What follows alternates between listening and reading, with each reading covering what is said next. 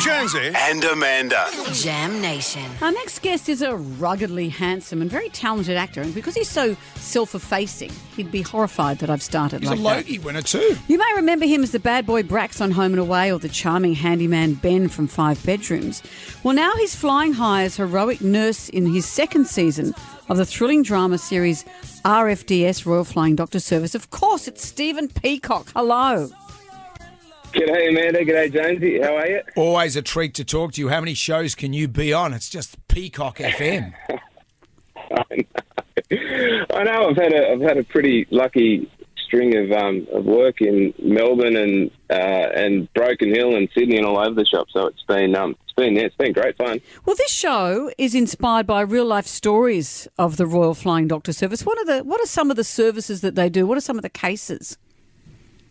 Oh, it's crazy. It's funny. We get the scripts every week. We had Ian Meadows, Claire Phillips, and a leading up sort of team of really awesome writers. And you'd sort of read the scripts and think, oh, crikey, no one's going to believe this. Then you find out that it actually happened. So everything we do on the show comes from something that's actually happened. And in the first episode, the stakes are pretty high and things get pretty hairy pretty quickly. But, there's a bloke with a dart in his eyeball, and you think that's never going to happen, and you find out, no, it's a Chilpa pub. Someone was walking past the dartboard, and next thing he's got a dart in his eyeball. It's crazy stuff like that. Things like this. And aside from that, the RFDS, they do incredible things with, there's a lot of mental health stuff that's really become a big issue in the bush and in the regions over the last decade. I mean, it's always been there, but people are thankfully talking about it a lot more now, and there are clinics every week all over the place in the most remote parts of Australia you can think of.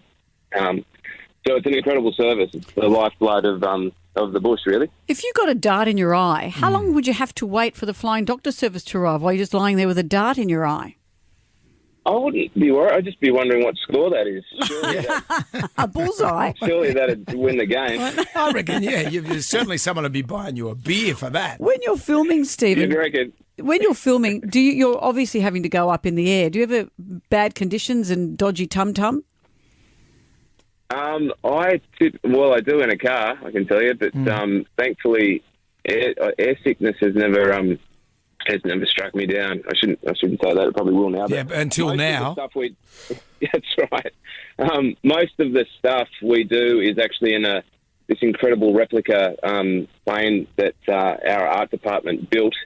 But it's gyroscopic, so you've got the lads there on both sides of it sort of tilting the plane and creating turbulence. So you get off at the end of, you'll be on there for 12 hours some days, and you get off and you'll be standing in the shower that night and you'll get a bit giddy, or it's sort of like when you get off a boat.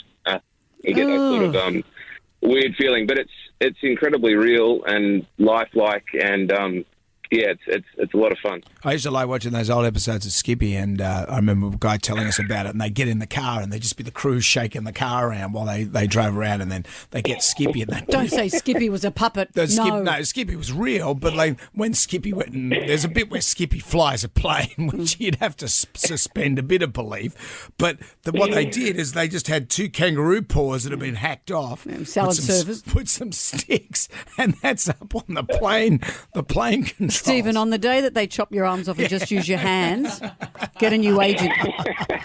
If the director says, as long as she gets the 10%, then we'll mate, good news and bad news. You get your 10%, but how do you feel about having no arms? Mate, That's right. Well, it's a cashless society now anyway, as long as I can scam my iPhone, I get them all right.